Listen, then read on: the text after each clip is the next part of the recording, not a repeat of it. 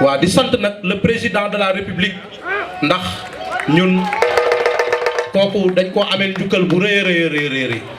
ndax président tey wax dëgg yàlla bu demee nii tey yàlla ak moom la kon monsieur le président de la république son excellence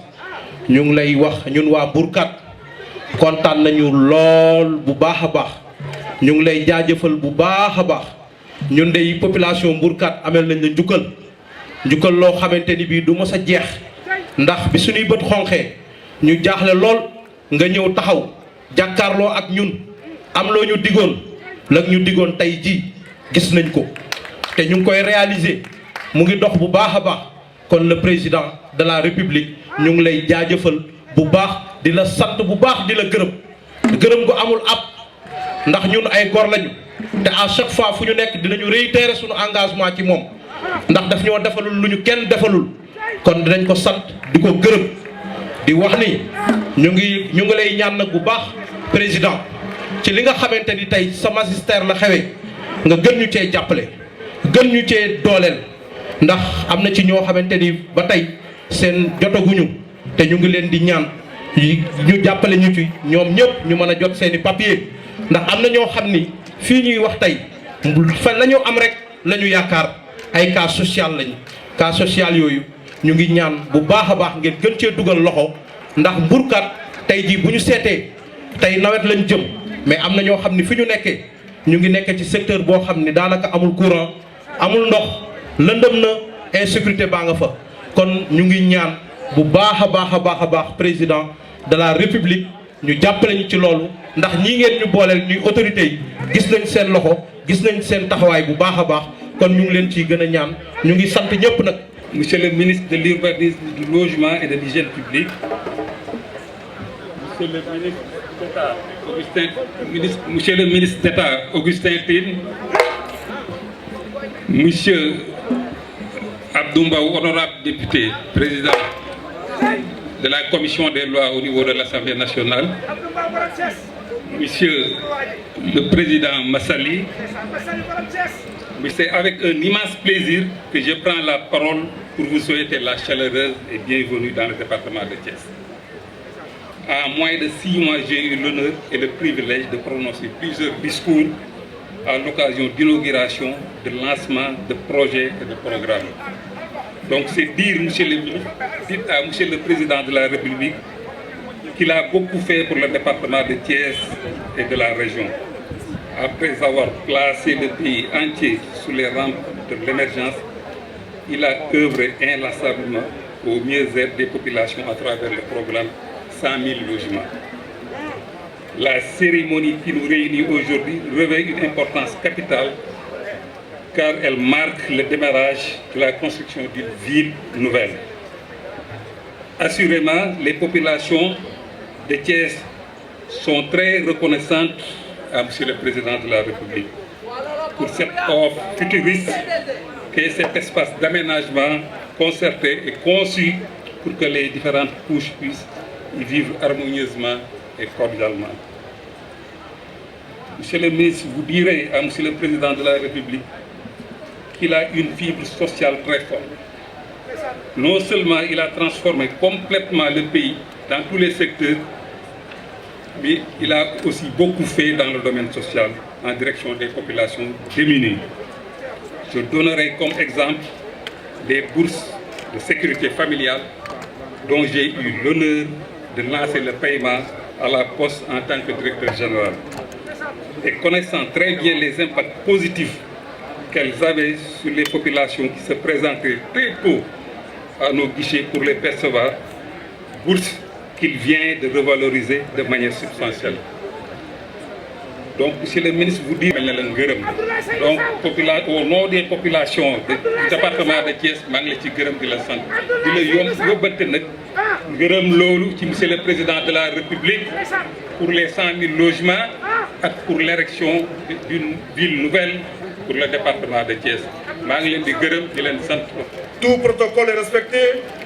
C'est pour nous un grand plaisir de vous souhaiter très cordialement la bienvenue à l'occasion de la première pause du PR de la cité So Afri Loge à travers le projet 100 000 logements. nous tenons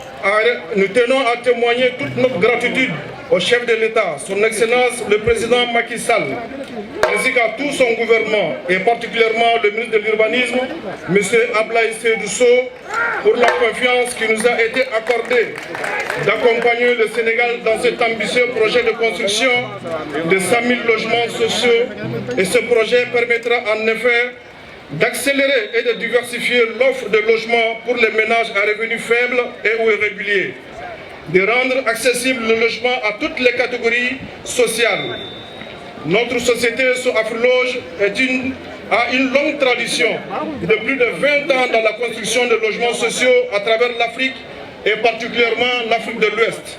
Notre parcours a permis en effet de tisser des relations stratégiques fortes avec des partenaires techniques et financiers de haute envergure qui nous permettront de mener à bien cette mission afin d'offrir aux Sénégalais des logements sociaux abordables et adéquats. La cité sous Afriloge, d'une superficie de 148 hectares, est composée de 2051 logements type F3, 942 logements économiques type F4 et 700 logements standing type F5. Afin de fournir un cadre de vie adéquat aux occupants du site, on aura 23 075 m² d'espaces verts et de places publiques, 3 réserves de parking, 6 équipements scolaires, 7 équipements commerciaux,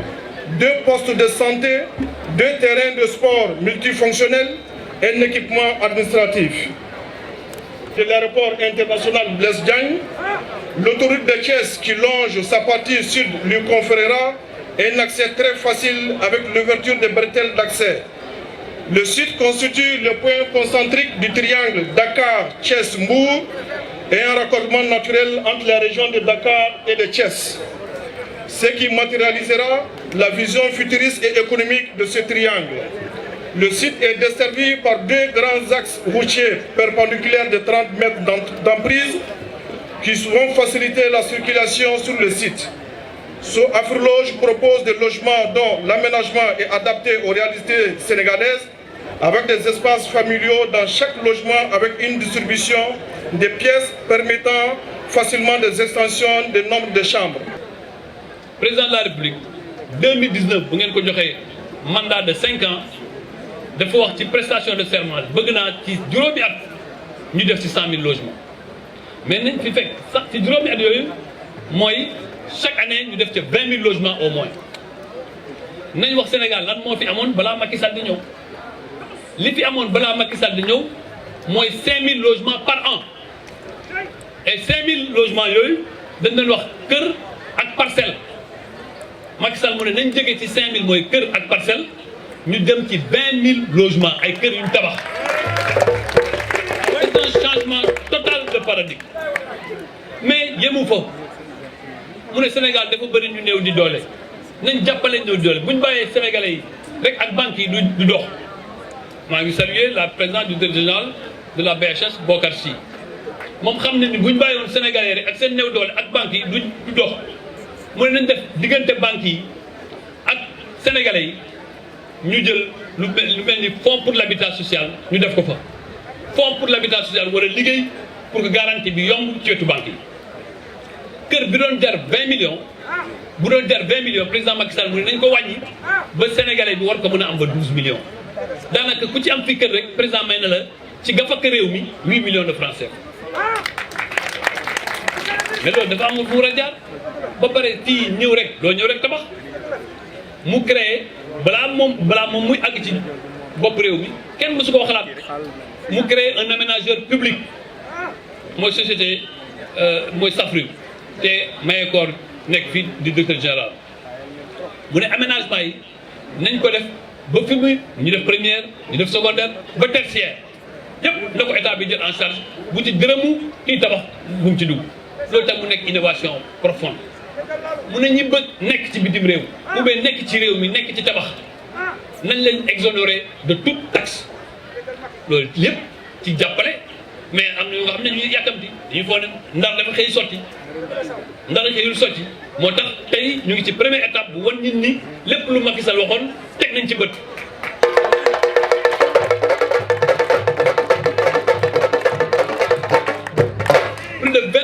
convention signé nañ ko ak Sénégalais biñ gisee ni tànk bi barul président mu ne na ngeen ubbeeku aussi ci suñu partenaires africains ak internationaux loolu moo fi indi suñu xarit yi di su waa Sow Afriloge ma leen di gërëm di leen sant ñoom ñu war a def 30 000 logements ci réew mi 30 000 logements yi ci 30 000 logements yi fii ci nouvelle ville de Thiès ñoom war nañ fi def 2500 logements fii ci nouvelle ville de Thiès kon xam ngeen ni jëral nañ Thiès te li ñu def ñeneen ñaari yeneen société ku ci nekk war na am au moins 25 000 logements yu nga xam ne ci ay semaines yu néew danañ ko lancé comme ni ñu ko lancé fii ci biir Thiès ak ci biir Sénégal kon la réalité du projet 100 000 logements c'est le nez sur le visage c'est une réalité tangible et loolu moo nekk li nga xam ne président mënoon na wax ni nekkatuma ci élection man su ma bokk pare naa ci kon mënoon naa croiser les bras mais li ma def nii Thiès moo ma jox ndigal moo ma accéléré ne ma dama bëgg nga dem commencer luy nouvelle ville de Thiès mu gis ko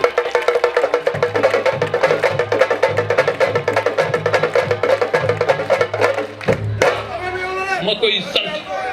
di ko gërëm du ma tàyyi di ko sant di ko gërëm ci confiance am à côté de lui gën nañu jàng luy état gën nañu jàng luy servir la République gën nañu jàng lañ mooy nekk au service de sa population cet homme-là restera dans le cœur des Sénégalais autant que le Sénégal existera et c'est pourquoi maa ngi saluer li ma fi gis ci mobilisation man dafa foogoon ne dañuy ñëw def lancement commencé démarrer ñu dem mais gis naa engagement population Kër Moussa gis naa jàppale Kër Moussa féliciter le collectif de Mbourkat parce que nit ñu defal la dara nga ne jaajëf loolu dafa xaw a jafe léegi Sénégal da ngay def ba sonn ñu ne defoo dara Mbourkat lotissement 2006 am li fi xew président ñëw régulariser ko maa ngi laaj gouverneur léegi mu ne presque 3000 et quelques ont été régularisés li ci des li président collectif bi wax danañ ko àggali incha allah président joxe na ndigal pour que ku ci nekk ci yéen ñu jox ko ay këyitam en bonne et due forme et loolu dans les meilleurs délais.